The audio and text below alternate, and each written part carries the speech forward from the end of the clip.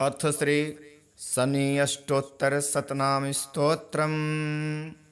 शनैश्चराय शान्ताय सर्वाभीष्टप्रदायिने शरण्याय वरेण्याय सर्वेशाय नमो नमः।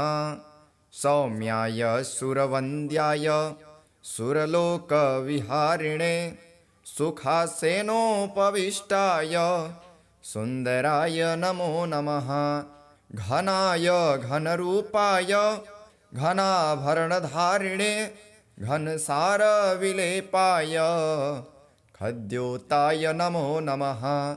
मन्दाय मन्दचेष्टाय महनीय गुणात्मने मर्त्यपावनपादाय महेशाय नमो नमः। छात्रापुत्राय सर्वाय सरतुडीरधारिणे चरस्थिरस्वभावाय चञ्चलाय नमो नमः। नीलवर्णाय नित्याय नीलाञ्जननिभाय च नीलाम्बरविभूषाय निश्चलाय नमो नमः। वेद्याय विधिरूपाय विरोधाधारभूमये भेदास्पदस्वभावाय वज्रदेहाय ते नमः। वैराग्यदाय वीराय वीतरोगभयाय च विपत्परम्परेशाय विश्ववन्द्याय ते नमः। गृन्धवाहाय गूढाय कुर्माङ्गाय कुरूपिणे कुत्सिताय गुणाढ्याय गोचराय नमो नमः। अविद्यामूलनाशाय विद्यास्वरूपिणे आयुष्कारणायाप दुद्धर्त्रे च नमो नमः। विष्णुभक्ताय विशेन विधिधामगमे दिने विधिस्तुत्याय वन्द्याय विरूपाक्षाय ते नमः। वरिष्ठाय गरिष्ठाय वज्राङ्कुशधराय च वरदाभयहस्ताय वामनाय नमो नमः। ज्येष्ठापत्नी समेताय श्रेष्ठाय मितभाषिणे कष्टोघनाशकर्याय पुष्टिदाय नमो नमः। स्तुत्याय स्तोत्रगम्याय भक्तिवश्याय भावने भानुपुत्राय भव्याय पावनाय नमो नमः। धनुर्मण्डलसंस्थाय धनदाय धनुष्मते तनुप्रकाशदेहाय तामसाय नमो नमः। अशेषजनवन्द्याय विशेषफलदायिने वशीकृतजनेशाय पशूनां पतये नमः। खेचराय खगेशाय घननीलाम्बराय च काष्ठिन्यमानसायार्य गणस्तुत्याय ते नमः। नीलच्छत्राय नित्याय निर्गुणाय गुणात्मने निरामयाय निन्दाय वन्दिनीयाय ते नमः। धीराय दिव्यदेहाय दीनार्तिहरणाय च दैन्यनाशकरायार्य जनगण्याय ते नमः। क्रूराय क्रूरचेष्टाय कामक्रोधकराय च कलत्रपुत्रशत्रुत्व कारणाय नमो नमः। परिपोषितभक्ताय परभीतिहराय भक्तसङ्घमनोभीष्ट फलदाय नमो नमः। इत्थं शनैश्चरायेदं नाम्नामष्टोत्तरं शतं प्रत्यहं प्रजपन्मर्त्यो दीर्घमायुरवाप्नुयात् इति श्रीशनैश्चरस्तोत्रं सम्पूर्णम्। ॐ शनैश्चराय नमः। अथ शनैश्चरस्तोत्रम् विनियोगः। श्रीगणेशाय नमः।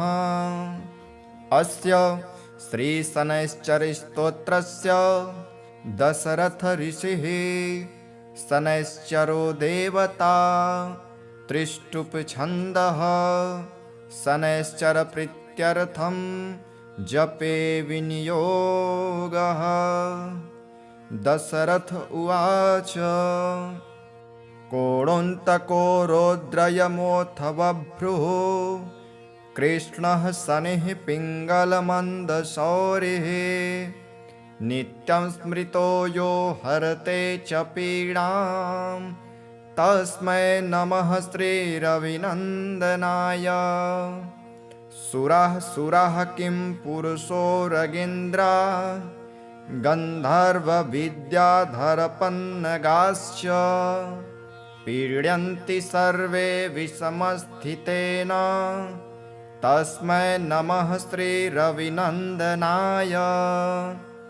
नरा नरेन्द्रा पशवो मृगेन्द्रा वन्याश्च ये कीटपतङ्गभृङ्गा पीड्यन्ति सर्वे विषमस्थितेन तस्मै नमः श्रीरविनन्दनाय। देशाश्च दुर्गाणि वनानि यत्र सेनानिवेशः पुरपत्तनानि पीड्यन्ति सर्वे विषमस्थितेन तस्मै नमः श्रीरविनन्दनाय। तिलैर्यवैर्मासगुणान्दानैर्लोहेन नीलाम्बरदानतो वा पीडान्ति मन्त्रैर्निजवासरे च तस्मै नमः श्रीरविनन्दनाय। प्रयागकूले यमुनातटे च सरस्वती पुण्यजले गुहायां यो योगिनां ध्यानगतोऽपि सूक्ष्मस्तस्मै नमः श्रीरविनन्दनाय। अन्यप्रदेशात् त्वगृहं प्रविष्टस्तदीयवारे स नरः सुखी स्यात् गृहात् गतो यो न पुनः प्रयाते तस्मै नमः श्रीरविनन्दनाय। त्रष्टा स्वयंभूर्भुवनत्रयस्य त्राता हरीशो हरते पिनाकी एकस्त्रिधारिज्ञजुःसाममूर्ते तस्मै नमः श्रीरविनन्दनाय। सन्न्यष्टकं यः प्रयतः प्रभाते नित्यं सुपुत्रैः पशुबान्धवैश्च पठेत्तु सौख्यं भुवि भोगयुक्तः प्राप्नोति निर्वाणपदं तदन्ते। कोणस्थः पिङ्गलो बभ्रुः कृष्णो रन्ध्रोऽन्तको यमः शौरिः शनैश्चरो मन्दः पिप्पलादेन संस्तुतः एतानि 10 नामानि प्रातरुत्थाय यः पठेत् शनैश्चरकृता पीडा न कदाचित् भविष्यति।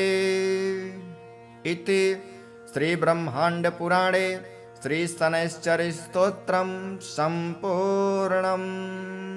श्रीगणेशाय नमः। अथ महाकाल शनि मृत्युञ्जय स्तोत्रम् विनियोगः। ओम अस्य श्री महाकाल शनि मृत्युंजय स्तोत्रम मंत्रस्य पिप्पलादर्शी अनुष्टुप छंदो महाकाल शनिर्देवता संबीजम माय शक्ति कालपुरुषायिते कीलकम मम अकाल मृत्युर्निवारणार्थे पाठे विनियोगः। श्री गणेशाय नमः। नीलाद्रिशोर्भाञ्जितदिव्यमूर्तिः खड्गो त्रिदण्डे सरचापहस्तः शम्भुर्महाकालशनिः पुरारेर्जयात्यशेषासुरनाशकारे मेरुपृष्ठे समासीनं सामरस्ये स्थितं शिवं प्रणम्य शिरसा गौरी पृच्छति स्म जगद्वितम् पार्वत्युवाच भगवन् देवदेवेश भक्तानुग्रहकारक अपमृत्युविनाशाय यत्त्वया पूर्वसूचितं तदेव त्वं महाबाहो लोकानां हितकारकं तव मूर्तिप्रभेदस्य महाकालस्य साम्प्रतं शने मृत्युञ्जयस्तोत्रं ब्रूहि मे नेत्रजन्मनः अकालमृत्युहरणम् अपमृत्युनिवारणम् शनिमन्त्रप्रभेदाये तैर्युक्तं यस्तवं शुभं प्रतिनाम चतुर्यन्तं नमोऽन्तं मनुनायुतं श्रीशङ्कर उवाच नित्ये प्रियतमे गौरी सर्वलोकहिते रते गुह्याद्गुह्यतमं दिव्यं सर्वलोकोपकारकं शनिमृत्युञ्जयस्तोत्रं प्रवक्ष्यामि तवोऽधुना सर्वमङ्गलमाङ्गल्यं सर्वशत्रुविमर्दनं सर्वरोगप्रशमनं सर्वापद्विनिवारणं शरीरारोग्यकारणम् आयुर्वृद्धिकरं नृणां यदि भक्तासि मे गौरी गोपनीयं प्रयत्नतः गोपितं सर्वतंस्त्रेषु तच्छृणुस्व महेश्वरे ऋषिन्यासं करन्यासं देहन्यासं समाचरेत् मोहोग्रं मूर्धिं विन्यस्य मुखे वैवस्तमं न्यसेत् गले तु विन्यसेन्मन्दं बाह्वोर्महाग्रहं न्यसेत् यदि न्यसेन्महाकालं गुह्ये क्रीशतनुं न्यसेत् जान्वोत्तुण्डोचरं न्यास्त पादयोस्तु शनैश्चरम् एवं न्यासविधि कृत्वा पश्चात्कालात्मनः शने न्यासं ध्यानं प्रवक्ष्यामि तनोस्यार्वः पठेन्नरः कल्पादियुगभेदांश्च कराङ्गन्यासरूपिणः कालात्मनो न्यसेद्गात्रे मृत्युञ्जय नमोऽस्तु ते मन्वन्तराणि सर्वाणि महाकालस्वरूपिणः भावयेत् प्रतिप्रत्यङ्गे महाकालाय ते नमः भावयेत् प्रद्भवाद्याद्वान् शीर्षे कालजिते नमः नमस्ते नित्यसेव्याय विन्यसेदयने भ्रुवोः शौर्ये च नमस्तेस्तु गाण्डयोर्विन्यसेद्रुतुन् श्रावणं भावयेत् दक्षिणोर्नमः कृष्णानिभाय च महोग्राय नमो भारदं तथा श्रवणयोर्न्यसेत् नमो वैदुर्निरीक्षाय चाश्विनं विन्यसेन्मुखे नमो नीलमुखाय ग्रीवायां कार्तिकं न्यसेत् मार्गशीर्षं न्यसेत् ब्राह्मो महारौद्राय ते नमः ऊर्ध्वलोकनिवासाय पौषं तु हृदये न्यसेत् नमः कालप्रबोधाय माघं वेचोदरे न्यसेत् मन्दगाय नमो मेढ्रे न्यसेत् फाल्गुनं तथा पूर्वोऽन्यसे चैत्रमासं नमः शिवों भवाय च वैशाखं विन्यसेत् जार्वो नमः संवर्तकाय च जङ्घयोर्भावये ज्येष्ठं भैरवाय नमस्तथा आषाढं पाद्योश्चैव शनये च नमस्तथा कृष्णपक्षं च क्रूराय नमः आपादमस्तके न्यसेदाशीर्षपादान्ते शुक्लपक्षं ग्रहाय च नयसेन्मूलं पादयोश्च ग्रहाय शनये नमः नमः सर्वजिते चैव तोयं सर्वाङ्गुलो न्यसेत् न्यसेद्गुल्फद्वये विश्वं नमः शुष्कतराय च विष्णुभं भावयेज्जङ्घो भयते शिष्टतमायते जानुद्येये घनिष्ठां च न्यसेत् कृष्णरुचे नमः उरुद्वये वारुणां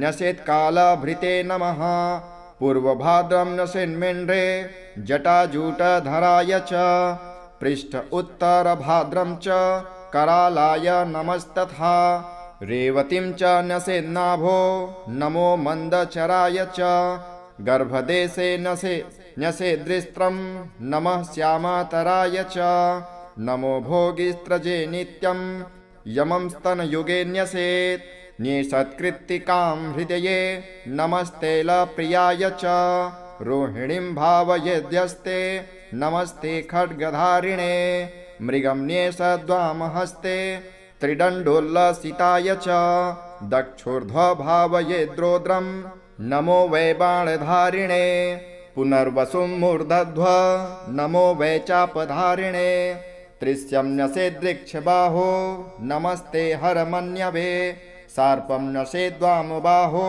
चोग्रचापायते नमः मद्यां विभावयेत्कण्ठे नमस्ते भस्मधारिणे मुखे न्यसेद्भगर्क्षक् च नमः क्रूरग्रहाय च भावयेद्रीक्षनासाय मर्यमाणस्वयोगिने भावयेद्वामनासायां हस्तक्षमधारिणे नमः त्वांश्रं नसेदृक्षकर्णे क्रेशकान्न प्रियायते स्वातिम्ने सद्वामकर्णे नमो ब्रह्ममयायते विशाखं च दक्षनेत्रे नमस्ते ज्ञानदृश्यते विश्वम्भे भावयेक्षीर्षे सन्ध्यो कालायते नमः प्रीतियोगं भ्रुवोर्सन्धो महामन्दः नमोऽस्तु ते नेत्रयोः सन्धा वायुस्सम द्योगं भीष्मायते नमः सौभाग्यं भावयेन्नासा सन्धो फलासनाय च शोभनं भावयेत्कर्णे सन्धो पीण्यात्मने नमः नमः कृष्णयातिगण्डं हनुसन्धो विभायते नमो निर्मांसदेहाय सुकर्माणं शिरोधरे घृतिम्ने सदृक्षबाहो पृष्ठे छायासुताय च तन्मूलसन्धो शूलं च न्यसेदृग्रायते नमः तत्कुर्परे न्यसेद्गण्डे नित्यानन्दायते नमः वृद्धिं तन्मणिबन्धे च कालज्ञाय नमो न्यसेत् ध्रुवं तङ्गुलिमूलसन्धो ध्रुवो तदङ्गुलीमूलसन्धो कृष्णायते नमः व्याघातं भावयेद्वाम बाहुपृष्ठे कृशाय च हर्षणं तन्मूलसन्धो भूतसन्तापिने नमः तत्कुर्परे नसेद्वज्रं सानन्दाय नमोऽस्तु ते सिद्धिं तन्मणिबन्धे च न्यसेत्कालाग्नये नमः व्यातिपातं कराग्रेषु न्यसेत्कालकृते नमः वरीयांसं दक्षपार्श्व सन्धो कालात्मने नमः परिघं भावयेद्वाम पार्श्वसन्धो नमोऽस्तु ते नसेदृक्षोरुसन्धो च शिवं वैकालसाक्षिणे तज्जानो भावयेत्सिद्धिं महादेहायते नमः साध्यं न्यसेच्च तद्गुल्फ सन्धो घोरायते नमः न्यसेत्तदङ्गुलीसन्धो शुभं रौद्रायते नमः न्यसेद्वामारुसन्धो च शुक्लकालविदे नमः ब्रह्मयोगं च तज्जानो न्यसेत्सद्योगिने नमः इन्द्रे तद्गुल्फसन्धो च योगाधीशायते नमः न्यसेदङ्गुलीसन्धो नमो भव्याय वैधृतिं चर्मणि भवकर्णं भावयेद्रज्वने नमः बावलं भावयेद्रक्ते संहारक नमोऽस्तु ते कौवलं भावयेद्रस्थिं नमस्ते सर्वभक्षिणे तैतिलं भावयेन्मनसे आममांसप्रियायते गरं न्यसेद्वपायां च सर्वग्रासायते नमः नसेद्वर्जितं मज्जायां सर्वान्तक नमोऽस्तु ते वीर्ये विभावये दृष्टिं नमो मुन्यग्रतेजस नमो मन्युग्रतेजस रुद्रमित्रपितृवसु वारिण्येताञ्च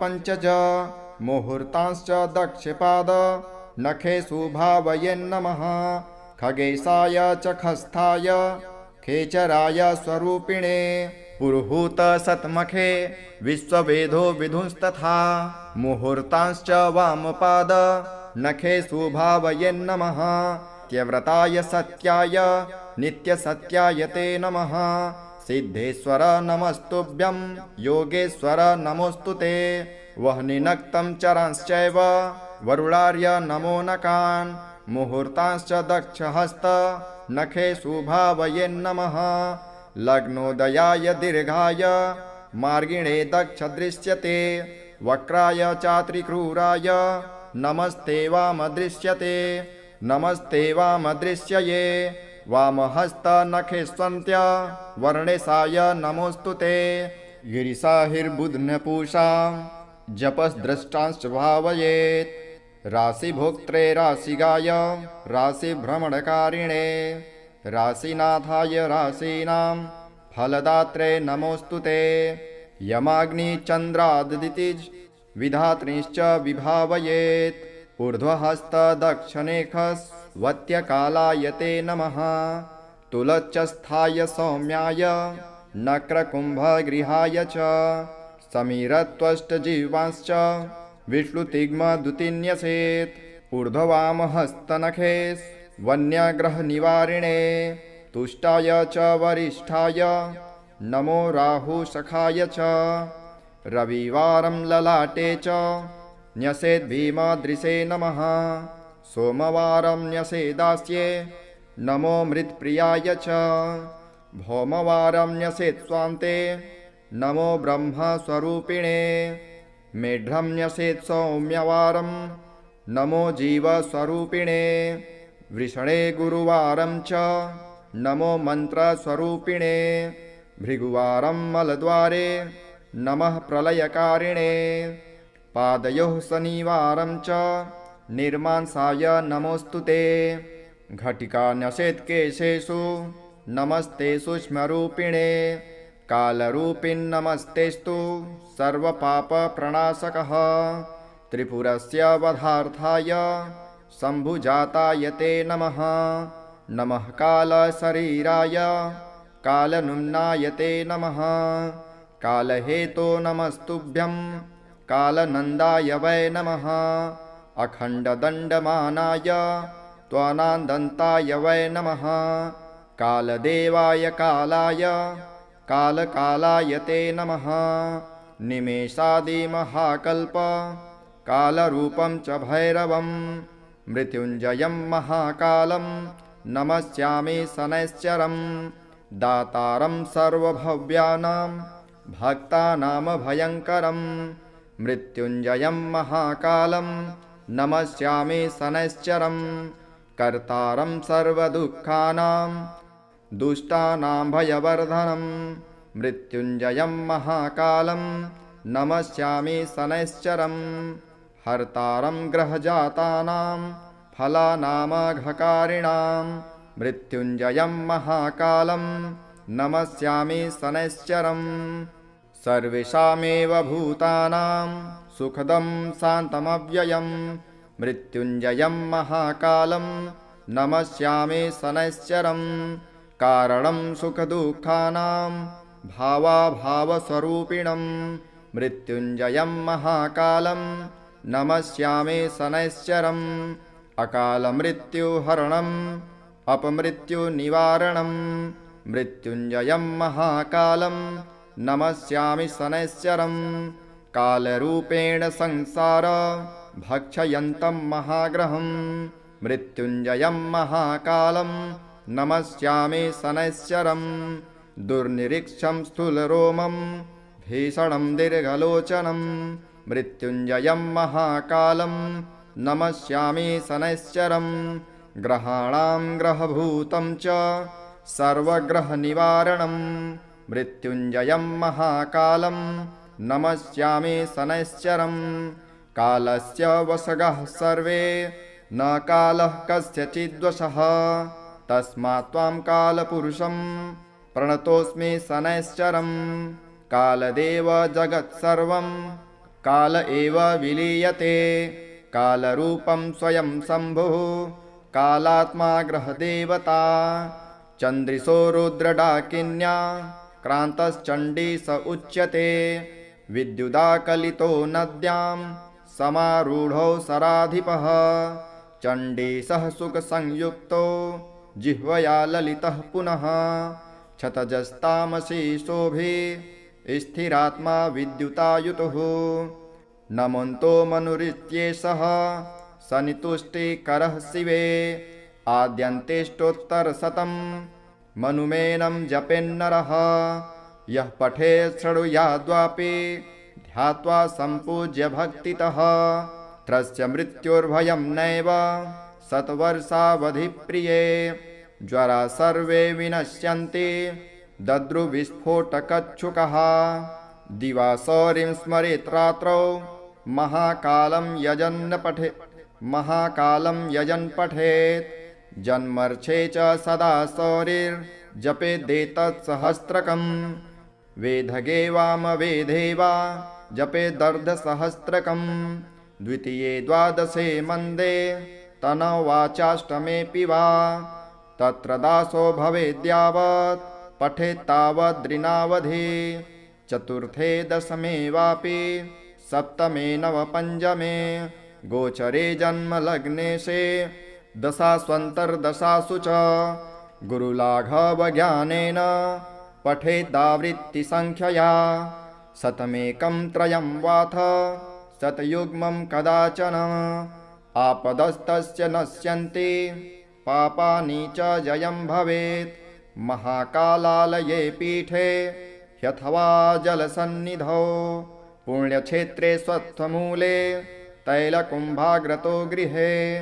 नियमेनैकभक्तेन ब्रह्मचर्येण मौनिना श्रोतव्यं पठितव्यं च साधकानां सुखावहम् परं स्वत्ययनं पुण्यं स्तोत्रं मृत्युञ्जयाभिधम् कालक्रमेण कथितं न्यासक्रमसमन्वितं प्रातःकाले शुचिर्भूत्वा पूजायां च निशामुखे पठतां नैव दुष्टृभ्यो व्याघ्रसर्पादितो भयं नाग्नितो न जलाद्वार्योर्देशे देशान्तरेऽथवा न काले मरणं तेषां नापमृत्युभयं भवेत् आयुर्वर्षतं साग्रं भवन्ति चिरजीविनः नातः परतरं स्तोत्रं सनितुष्टिकरं महत् शान्तिकं शीघ्रफलदं स्तोत्रमेतन्मयोदितं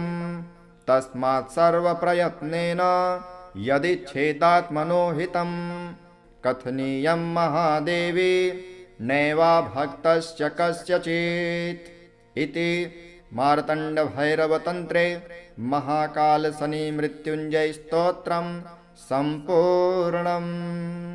शनैश्चराय शान्ताय सर्वाभीष्टप्रदायिने शरण्याय वरेण्याय सर्वेशाय नमो नमः।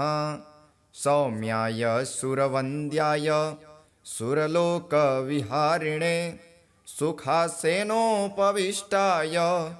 सुन्दराय नमो नमः। घनाय घनरूपाय घनाभरणधारिणे घनसारविलेपाय खद्योताय नमो नमः। मन्दाय मन्दचेष्टाय महनीय गुणात्मने मर्त्यपावनपादाय महेशाय नमो नमः। छात्रापुत्राय सर्वाय सरतुडीरधारिणे चरस्थिरस्वभावाय चञ्चलाय नमो नमः। नीलवर्णाय नित्याय नीलाञ्जननिभाय च नीलाम्बरविभूषाय निश्चलाय नमो नमः। वेद्याय विधिरूपाय विरोधाधारभूमये भेदास्पदस्वभावाय वज्रदेहाय ते नमः। वैराग्यदाय वीराय वीतरोगभयाय च विपत्परं परेशाय विश्ववन्द्याय ते नमः। गृन्धवाहाय गूढाय कुर्माङ्गाय कुरूपिणे कुत्सिताय गुणाढ्याय गोचराय नमो नमः। अविद्यामूलनाशाय विद्यास्वरूपिणे आयुष्कारणायाप दुद्धर्त्रे च नमो नमः। विष्णुभक्ताय विशेन विधिधाम गमे दिने विधिस्तुत्याय वन्द्याय विरूपाक्षाय ते नमः। वरिष्ठाय गरिष्ठाय वज्राङ्कुशधराय च वरदाभयहस्ताय वामनाय नमो नमः। ज्येष्ठा पत्नी समेताय श्रेष्ठाय मितभाषिणे कष्टोघनाशकर्याय पुष्टिदाय नमो नमः। स्तुत्याय स्तोत्रगम्याय भक्तिवश्याय भावने भानुपुत्राय भव्याय पावनाय नमो नमः। धनुर्मण्डलसंस्थाय धनदाय धनुष्मते तनुप्रकाशदेहाय तामसाय नमो नमः। अशेषजनवन्द्याय विशेषफलदायिने वशीकृतजनेशाय पशूनां पतये नमः। खेचराय खगेशाय घननीलाम्बराय च काष्ठिन्यमानसायार्य गणस्तुत्याय ते नमः। नीलच्छत्राय नित्याय निर्गुणाय गुणात्मने निरामयाय निन्दाय वन्दिनीयाय ते नमः। धीराय दिव्यदेहाय दीनार्तिहरणाय च दैन्यनाशकरायार्य जनगण्याय ते नमः। क्रूराय क्रूरचेष्टाय कामक्रोधकराय च कलत्रपुत्रशत्रुत्व कारणाय नमो नमः। परिपोषितभक्ताय परभीतिहराय भक्तसङ्घमनोभीष्ट फलदाय नमो नमः। इत्थं शनैश्चरायेदं नाम्नामष्टोत्तरं शतं प्रत्यहं प्रजपन्मर्त्यो दीर्घमायुरवाप्नुयात् इति श्रीशनैश्चरस्तोत्रं सम्पूर्णम्। ॐ शनैश्चराय नमः। अथ शनैश्चरस्तोत्रं विनियोगः। श्रीगणेशाय नमः। अस्य श्रीशनैश्चरस्तोत्रस्य दशरथ ऋषिः शनैश्चरो देवता त्रिष्टुप्छन्दः शनैश्चरप्रीत्यर्थं जपे विनियोगः। दशरथ उवाच कोणोऽन्तको रौद्रयमोऽथ बभ्रुः कृष्णः शनिः पिङ्गलमन्दशौरिः नित्यं स्मृतो यो हरते च पीडां तस्मै नमः श्रीरविनन्दनाय। सुरः किं पुरुषो रगेन्द्रा गन्धर्वविद्याधरपन्नगाश्च पीड्यन्ति सर्वे विषमस्थितेन तस्मै नमः श्रीरविनन्दनाय। नरा नरेन्द्रा पशवो मृगेन्द्रा वन्याश्च ये कीटपतङ्गभृङ्गा पीड्यन्ति सर्वे विषमस्थितेन तस्मै नमः श्रीरविनन्दनाय। देशाश्च दुर्गाणि वनानि यत्र सेनानिवेशः पुरपत्तनानि पीड्यन्ति सर्वे विषमस्थितेन तस्मै नमः श्रीरविनन्दनाय। तिलैर्यवैर्मासगुणान् दानैर्लोहेन नीलाम्बरदानतो वा पीडान्ति मन्त्रैर्निजवासरे च तस्मै नमः श्रीरविनन्दनाय। प्रयागकूले यमुनातटे च सरस्वती पुण्यजले गुहायां यो योगिनां ध्यानगतोऽपि सूक्ष्मस्तस्मै नमः श्रीरविनन्दनाय। अन्यप्रदेशात् त्वगृहं प्रविष्टस्तदीयवारे स नरः सुखी स्यात् गृहाद्गतो यो न पुनः प्रयाते तस्मै नमः श्रीरविनन्दनाय। त्रष्टा स्वयंभूर्भुवनत्रयस्य त्राता हरीशो हरते पिनाकी। एकस्त्रिधारिज्ञजुःसाममूर्ते तस्मै नमः श्रीरविनन्दनाय। सन्न्यष्टकं यः प्रयतः प्रभाते नित्यं सुपुत्रैः पशुबान्धवैश्च पठेत्तु सौख्यं भुवि भोगयुक्तः प्राप्नोति निर्वाणपदं तदन्ते। कोणस्थः पिङ्गलो बभ्रुः कृष्णो रन्ध्रोऽन्तको यमः शौरिः शनैश्चरो मन्दः पिप्पलादेन संस्तुतः। एतानि 10 नामानि प्रातरुत्थाय यः पठेत् शनैश्चरकृता पीडा न कदाचिद् भविष्यति। इति श्रीब्रह्माण्डपुराणे श्रीशनैश्चरस्तोत्रं सम्पूर्णम्। श्रीगणेशाय नमः।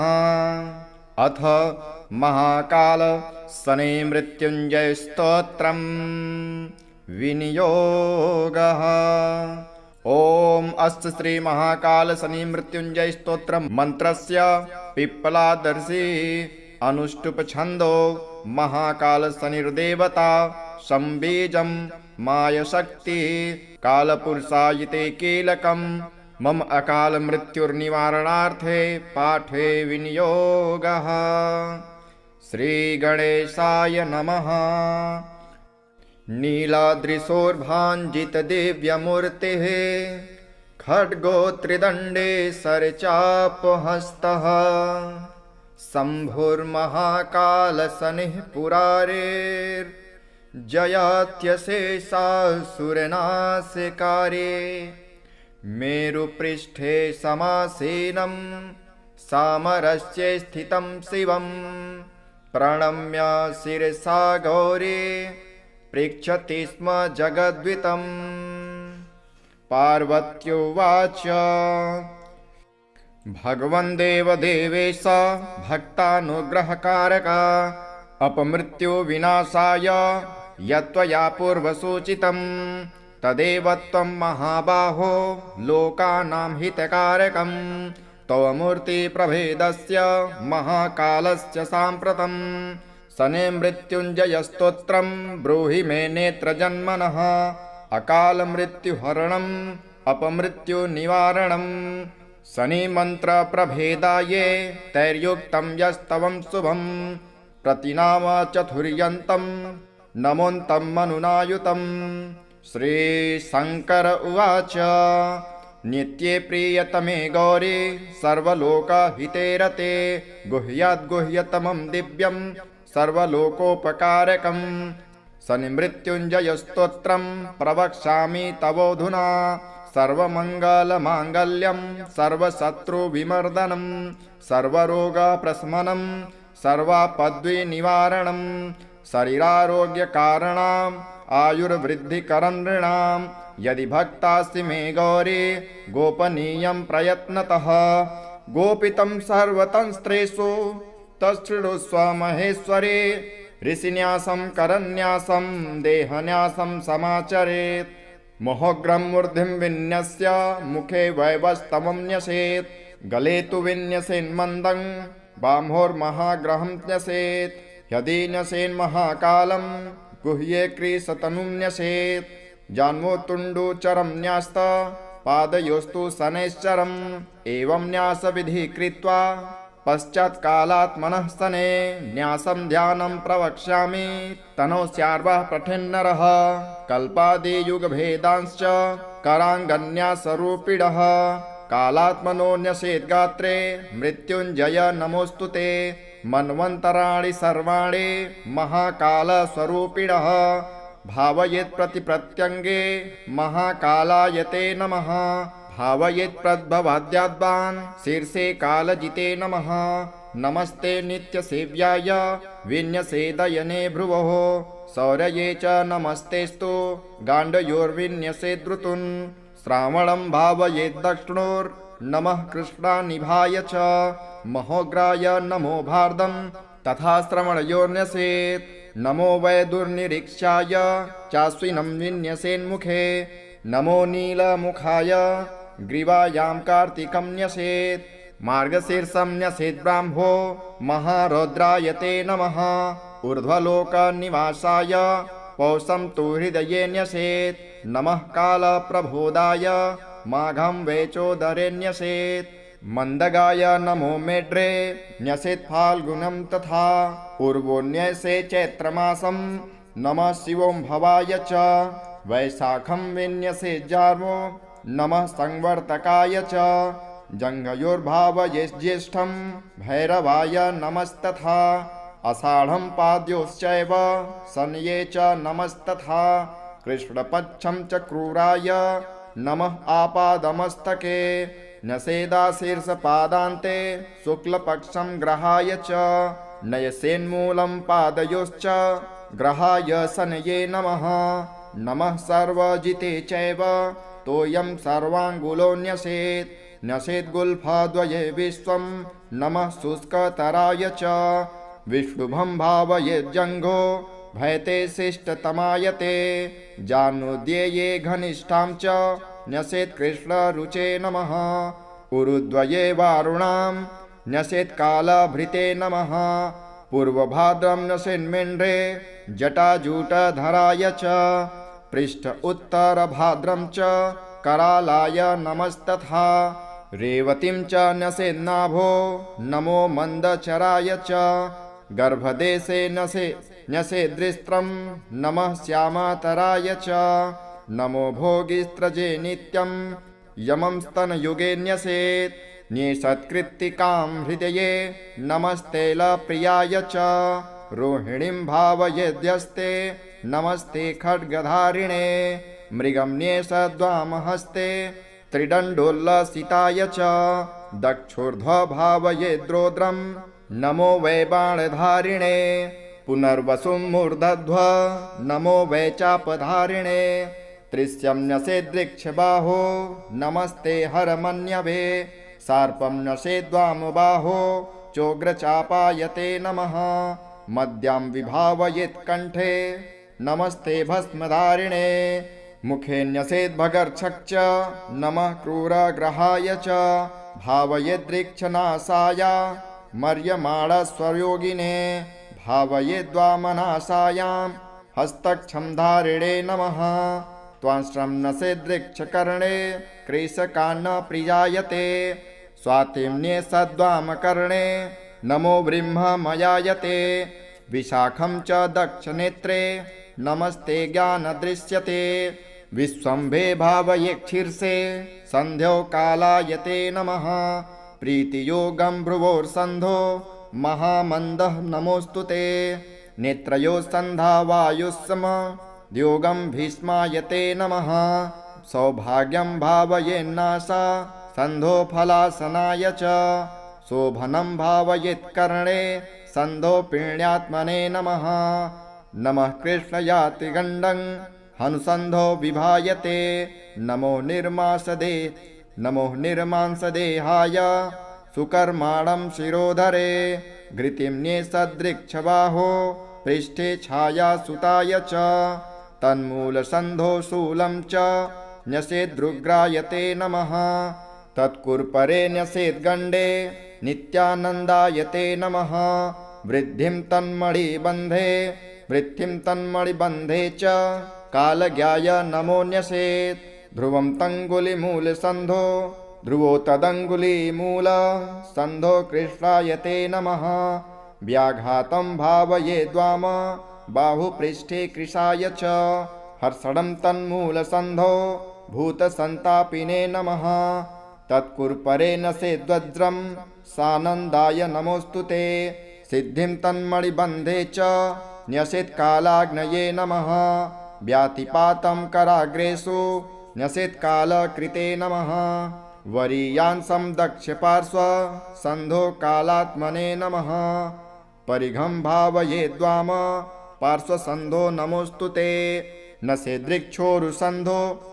सेदृक्षोरुसन्धो च शिवं वैकालसाक्षिणे तज्जानो भावयेत्सिद्धिं महादेहाय ते नमः साध्यं न्यसेच्च तद्गुल्फ सन्धो घोराय ते नमः न सेत्तदङ्गुलीसन्धो शुभं रौद्राय ते नमः न्यसेद्वामारुसन्धो च शुक्लकालविदे नमः ब्रह्मयोगं च तज्जानो न्यसेत्सद्योगिने नमः इन्द्रे तद्गुल्फसन्धो च योगाधीशाय ते नमः न्यसेदङ्गुलीसन्धो नमो भव्याय वैधृतिं चर्मणि भवकर्णं भावयेद्रज्वने नमः बावलं भावयेद्रक्ते संहारक नमोऽस्तु ते कौवलं भावयेद्रस्थिं नमस्ते सर्वभक्षिणे तैतिलं भावयेन्मनसे आममांसप्रियाय ते गरं न्यसेद्वपायां च सर्वग्रासाय ते नमः न सेद्वर्जितं मज्जायां सर्वान्तक नमोऽस्तु ते वीर्ये विभावये दृष्टिं नमो मुन्यग्रतेजस नमो मन्युग्रतेजस रुद्रमित्रपितृवसु वारिण्येताञ्च पञ्चज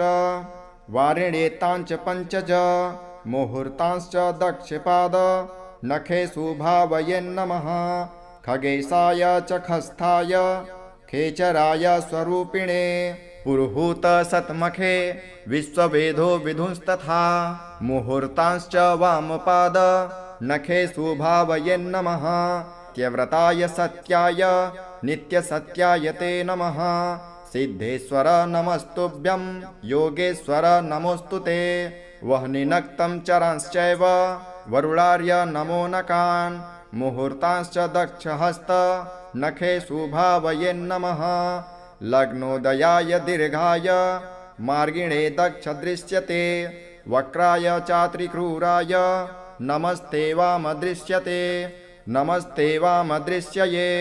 वामहस्त नखेष्वन्त्य वर्णेशाय नमोऽस्तु ते गिरिशाहिर्बुध्नपूषा जपस्द्रष्टांश्च भावयेत् राशिभोक्त्रे राशिगाय राशिभ्रमणकारिणे राशिनाथाय राशीनां फलदात्रे नमोऽस्तु ते यमाग्निचन्द्रादितिज विधात्रीश्च विभावयेत् ऊर्ध्वहस्तदक्षनेखस्वत्यकालाय ते नमः तुलच्चस्थाय सौम्याय नक्रकुम्भगृहाय च समीरत्वष्टजीवांश्च विष्णुतिग्मदुतिन्यसेत् ऊर्ध्ववामहस्तनखेस् वन्यग्रहनिवारिणे तुष्टाय च वरिष्ठाय नमो राहुसखाय च रविवारं ललाटे च न्यसेद्भीमदृशे नमः सोमवारं न्यसेदास्ये नमो मृत्प्रियाय च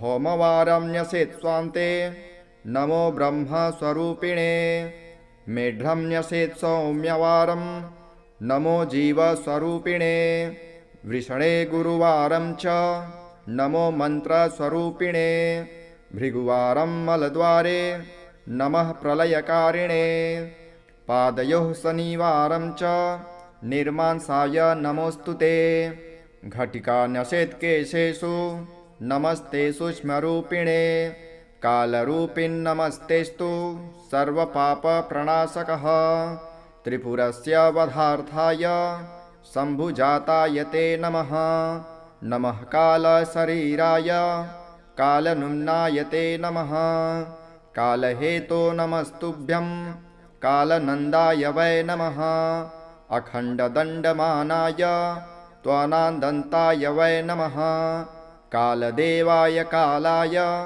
कालकालाय ते नमः निमेषादिमहाकल्प कालरूपं च भैरवं मृत्युञ्जयं महाकालं नमस्यामि शनैश्चरं दातारं सर्वभव्यानां भक्तानां भयङ्करं मृत्युञ्जयं महाकालं नमस्यामि शनैश्चरं कर्तारं सर्वदुःखानां दुष्टानां भयवर्धनं मृत्युञ्जयं महाकालं नमस्यामि शनैश्चरं हर्तारं ग्रहजातानां फलानामघकारिणां मृत्युञ्जयं महाकालं नमस्यामि शनैश्चरं सर्वेषामेव भूतानां सुखदं शान्तमव्ययं मृत्युञ्जयं महाकालं नमस्यामि शनैश्चरं कारणं सुखदुःखानां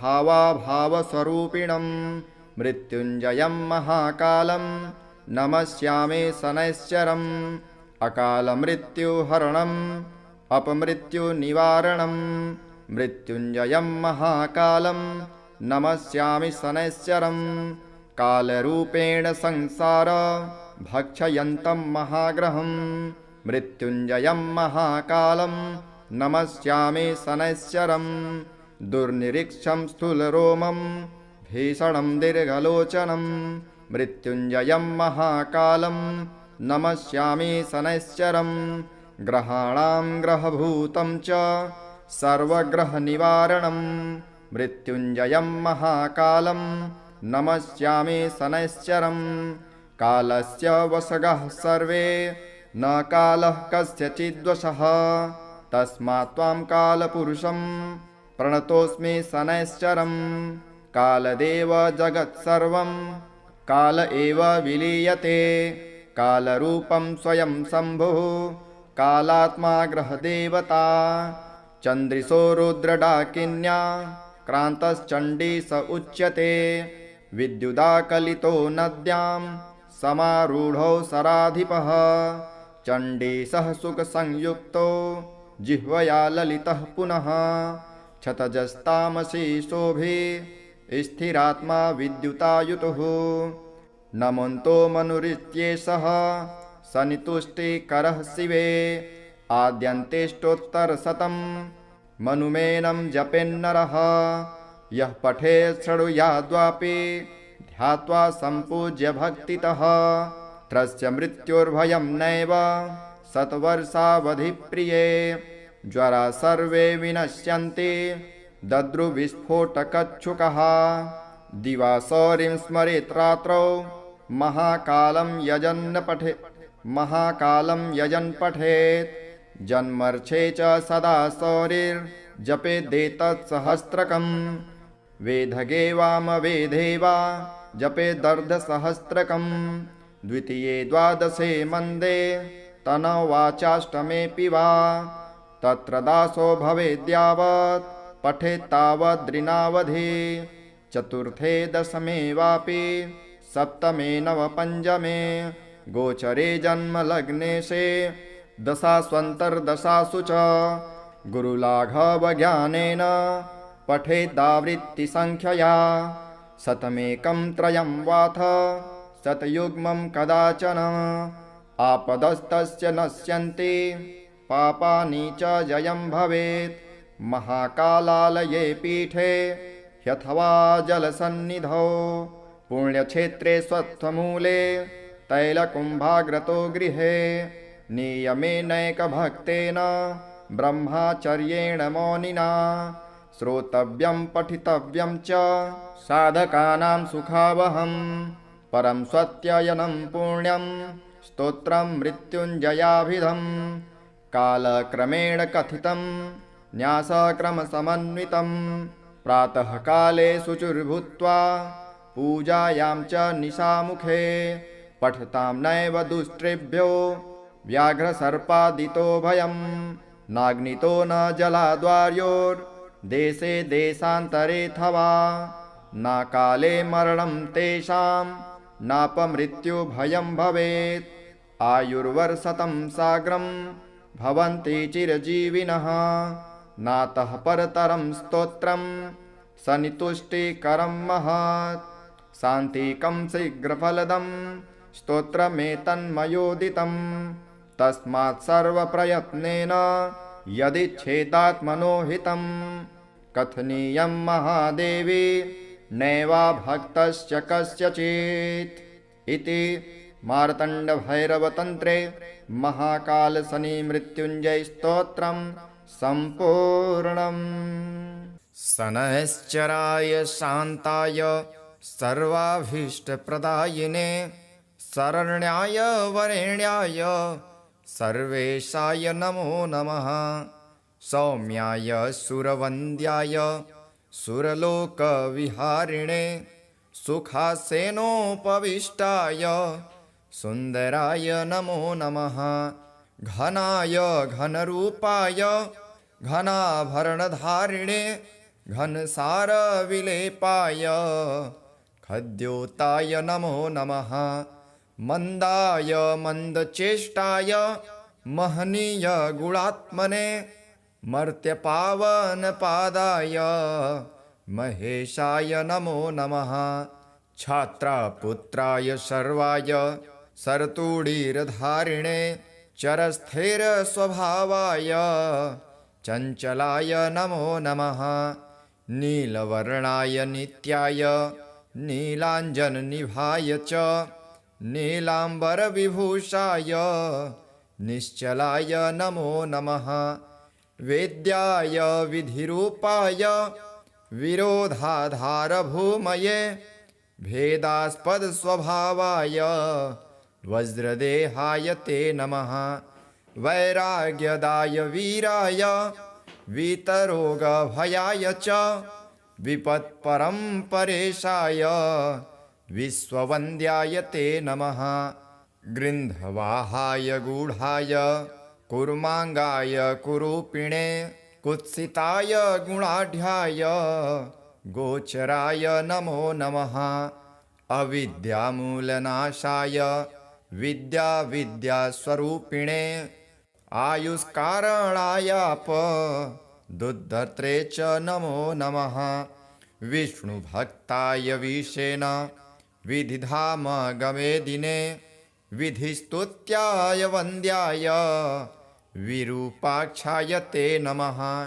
वरिष्ठाय गरिष्ठाय वज्राङ्कुशधराय च वरदाभयहस्ताय वामनाय नमो नमः।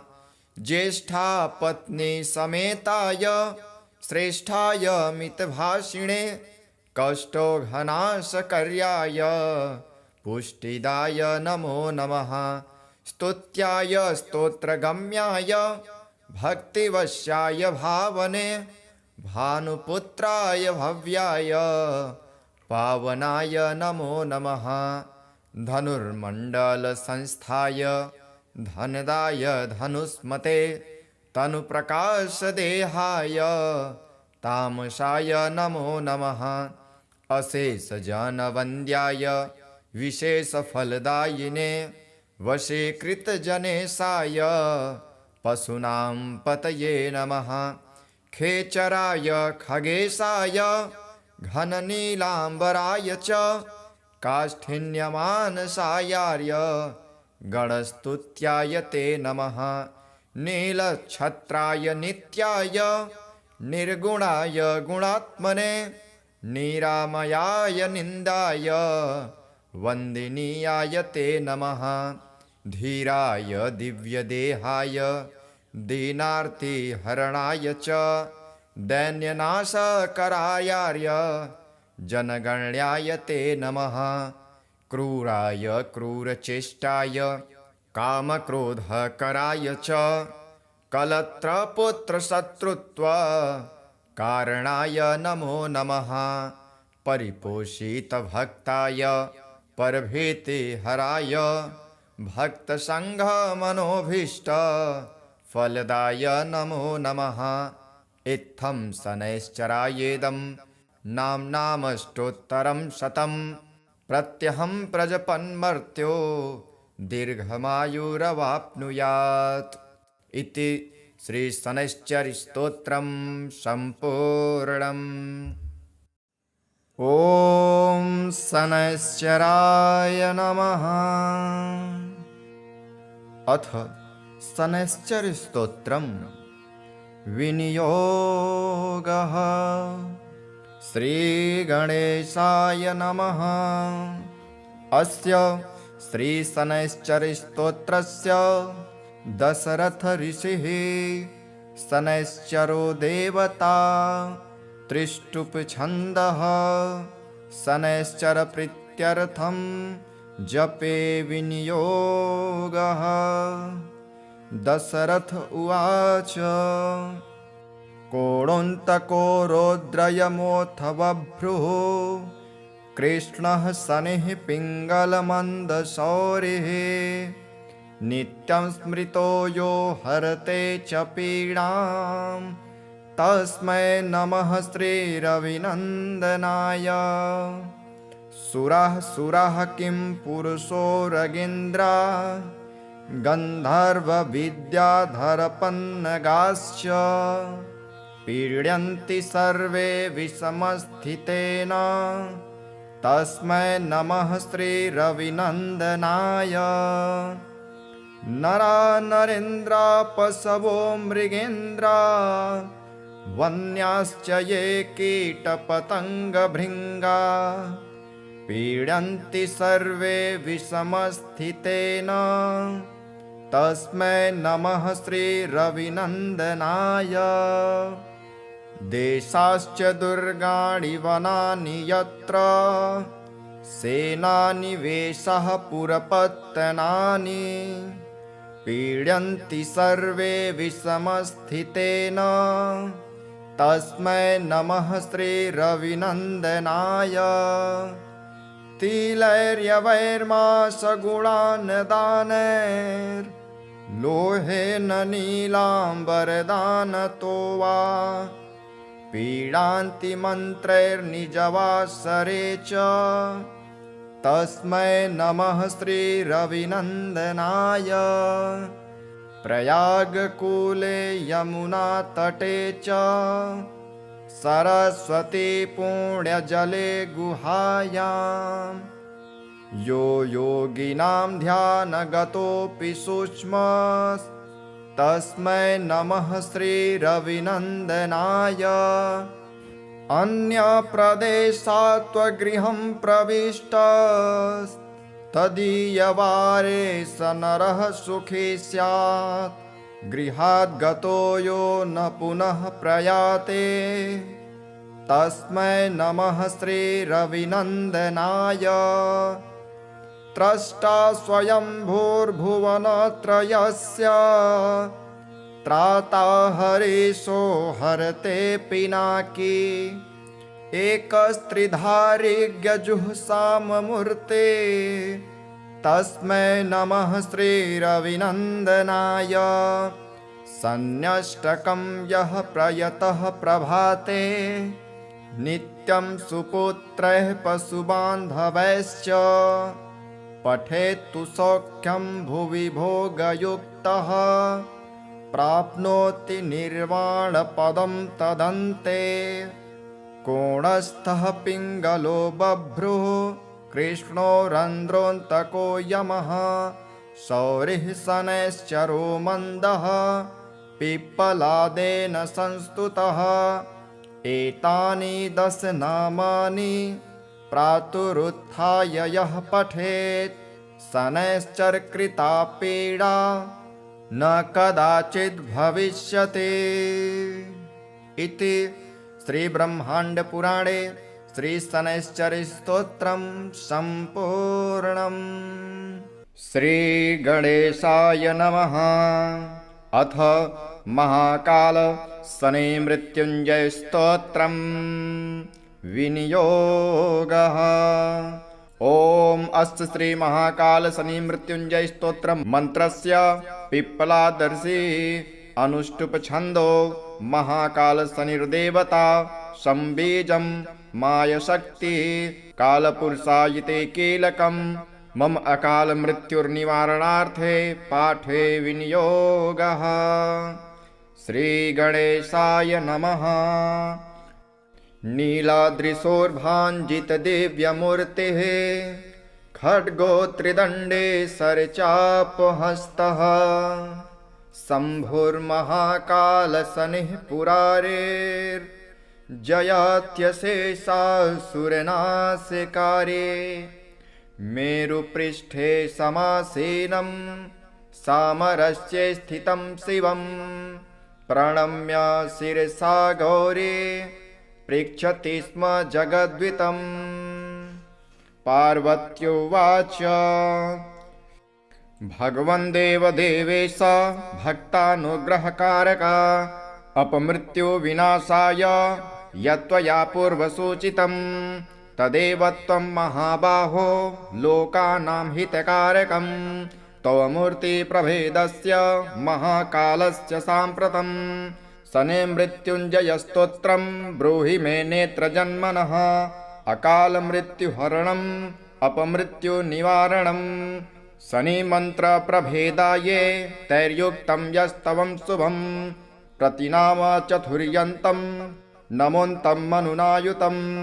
श्रीशङ्कर उवाच नित्ये प्रियतमे गौरी सर्वलोकहिते रते गुह्याद्गुह्यतमं दिव्यं सर्वलोकोपकारकं शनिमृत्युञ्जयस्तोत्रं प्रवक्ष्यामि तवोऽधुना। सर्वमङ्गलमाङ्गल्यं सर्वशत्रुविमर्दनं सर्वरोगप्रशमनं सर्वापद्विनिवारणं शरीरारोग्यकारणम् आयुर्वृद्धिकरं नृणां।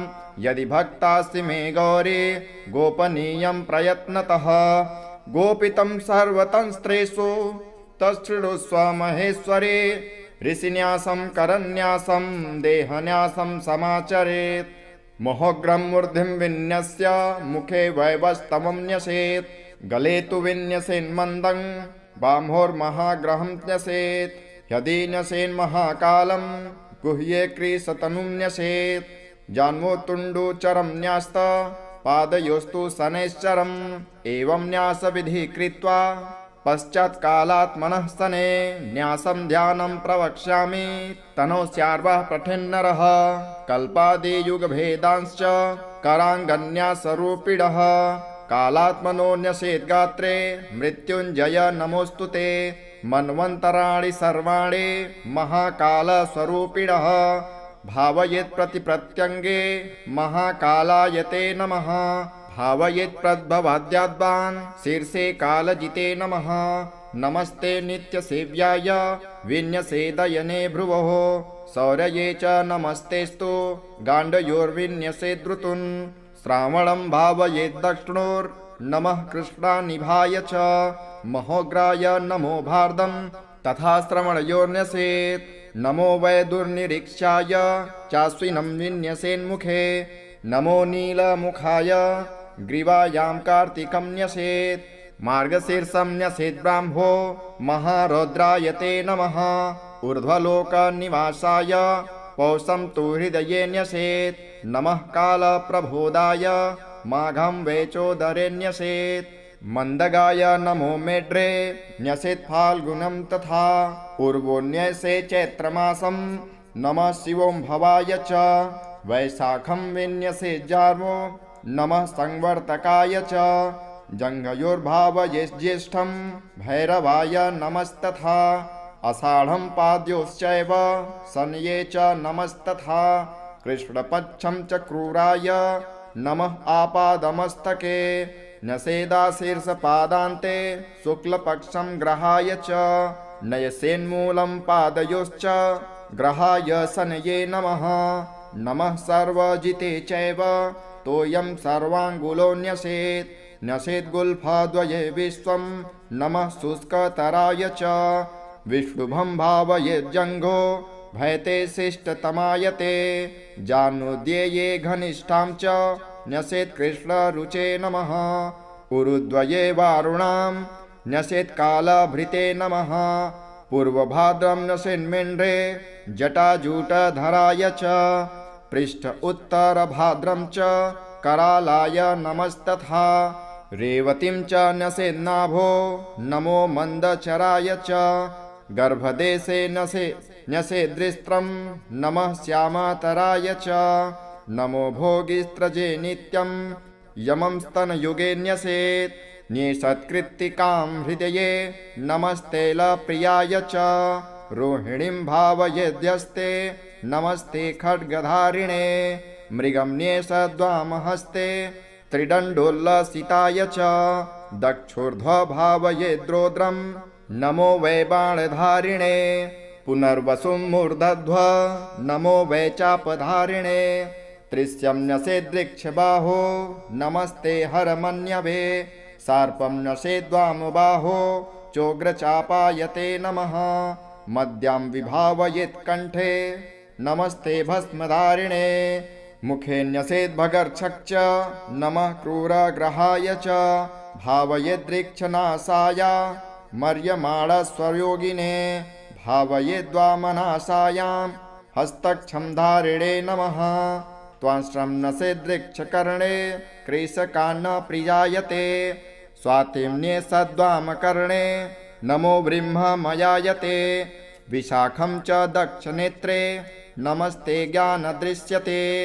विश्वम्भे भावयेक्षीर्षे सन्ध्यो कालायते नमः प्रीतियोगं भ्रुवोर्सन्धो महामन्दः नमोऽस्तु ते नेत्रयोः सन्धावायुस्सम द्योगं भीष्मायते नमः सौभाग्यं भावयेन्नासा सन्धो फलासनाय च शोभनं भावयेत्कर्णे सन्धो पिण्यात्मने नमः नमः कृष्णयातिगण्डं हनुसन्धो विभायते नमो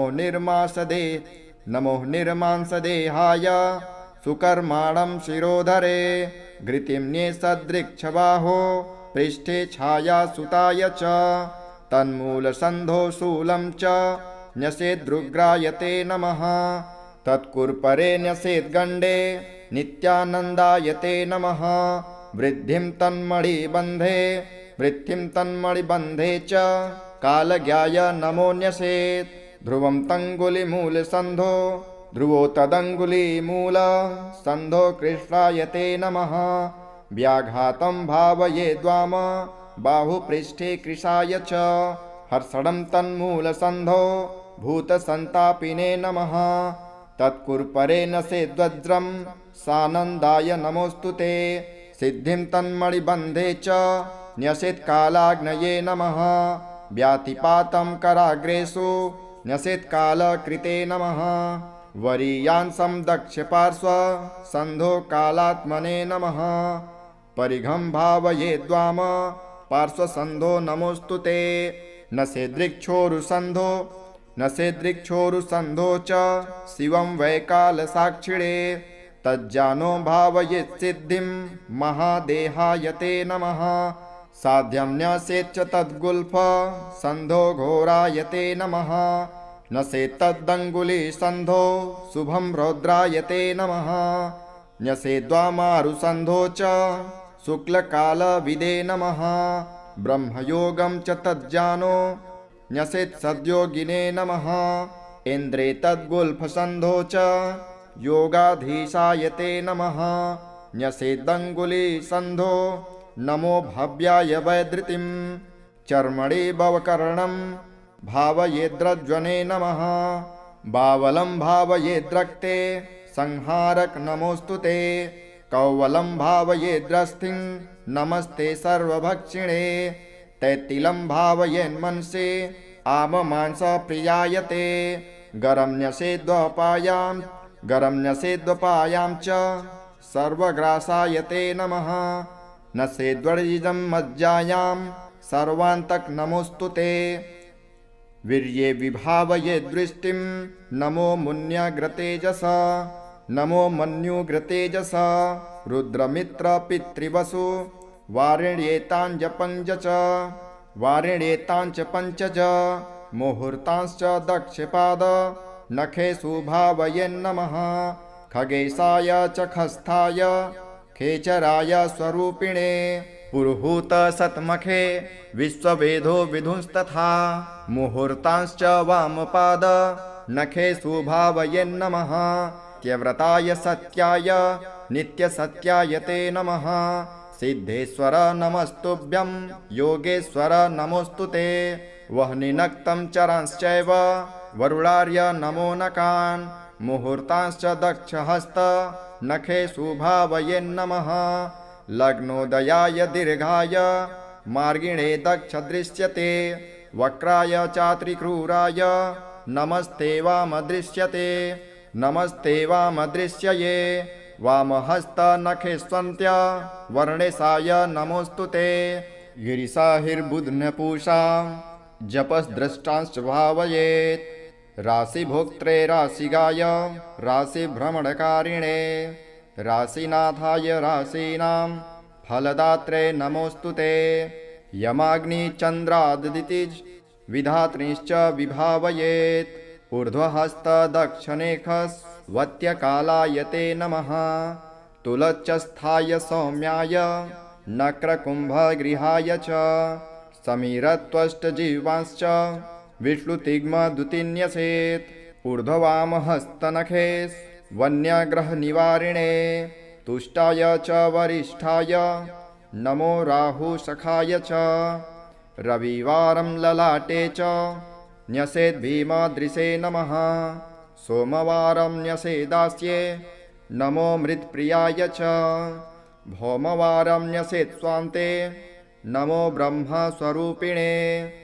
मेढ्रं न्यसेत् सौम्यवारं नमो जीवस्वरूपिणे वृषणे गुरुवारं च नमो मन्त्रस्वरूपिणे भृगुवारं मलद्वारे नमः प्रलयकारिणे पादयोः शनिवारं च निर्मांसाय नमोऽस्तु ते घटिका न्यसेत् केशेषु नमस्ते सूक्ष्मरूपिणे कालरूपिन्नमस्तेस्तु सर्वपापप्रणाशकः त्रिपुरस्य वधार्थाय शम्भुजाताय ते नमः नमः कालशरीराय कालनुम्नाय ते नमः कालहेतो नमस्तुभ्यं कालनन्दाय वै नमः अखण्डदण्डमानाय त्वनादन्ताय वै नमः कालदेवाय कालाय कालकालाय ते नमः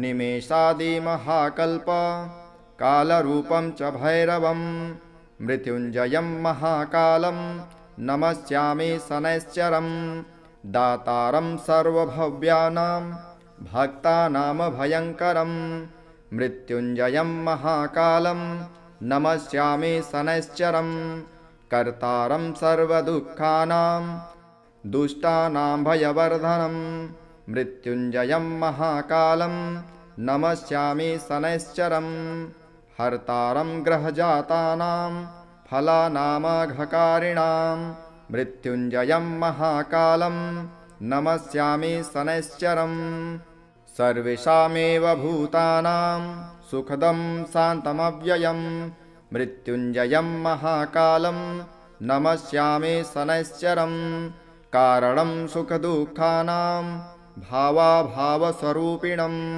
मृत्युञ्जयं महाकालं नमस्यामि शनैश्चरं अकालमृत्युहरणम् अपमृत्युनिवारणं मृत्युञ्जयं महाकालं नमस्यामि शनैश्चरं कालरूपेण संसार भक्षयन्तं महाग्रहं मृत्युञ्जयं महाकालं नमस्यामि शनैश्चरं दुर्निरीक्षं स्थूलरोमं भीषणं दीर्घलोचनं मृत्युञ्जयं महाकालं नमस्यामि शनैश्चरं ग्रहाणां ग्रहभूतं च सर्वग्रहनिवारणं मृत्युञ्जयं महाकालं नमस्यामि शनैश्चरं कालस्य वशगः सर्वे न कालः कस्यचिद्वशः तस्मात् त्वां कालपुरुषं प्रणतोऽस्मि शनैश्चरं कालदेव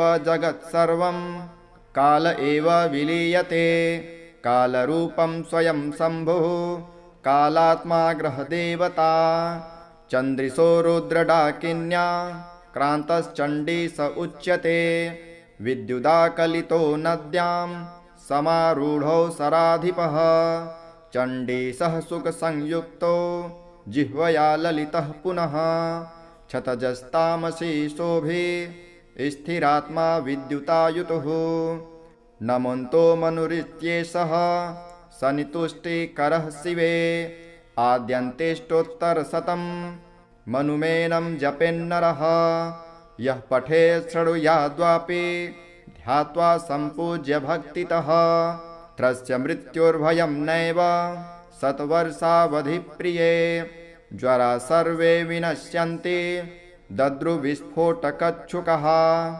दिवासौरिं स्मरेत् रात्रौ महाकालं यजन् पठेत् जन्मर्षे च सदा सौरिर्जपेदेतत्सहस्रकम् वेदगे वामवेदे वा जपेदर्धसहस्रकम् द्वितीये द्वादशे मन्दे तनवाचाष्टमेऽपि वा तत्र दासो भवेद्यावत् पठेत्तावद्रिनावधि चतुर्थे दशमे वापि सप्तमे नवपञ्चमे गोचरे जन्मलग्नेशे दशास्वन्तर्दशासु च गुरुलाघवज्ञानेन पठेदावृत्तिसङ्ख्यया शतमेकं त्रयं वाथ शतयुग्मं कदाचन आपदस्तस्य नश्यन्ति पापानि च जयं भवेत् महाकालालये पीठे ह्यथवा जलसन्निधौ पुण्यक्षेत्रे स्वत्थमूले तैलकुम्भाग्रतो गृहे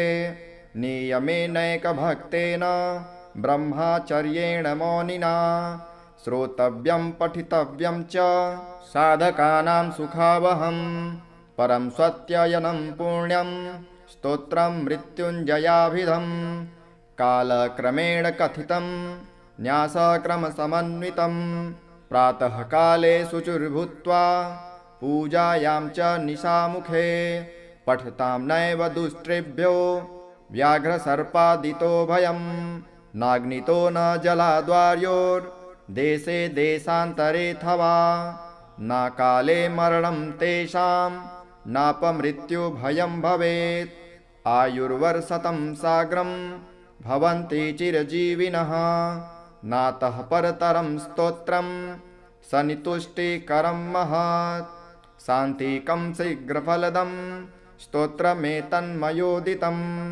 तस्मात् सर्वप्रयत्नेन यदिच्छेदात्मनो हितं कथनीयं महादेवी नैवा भक्तस्य कस्यचित् इति मार्तण्डभैरवतन्त्रे महाकालशनिमृत्युञ्जयस्तोत्रं सम्पूर्णम्।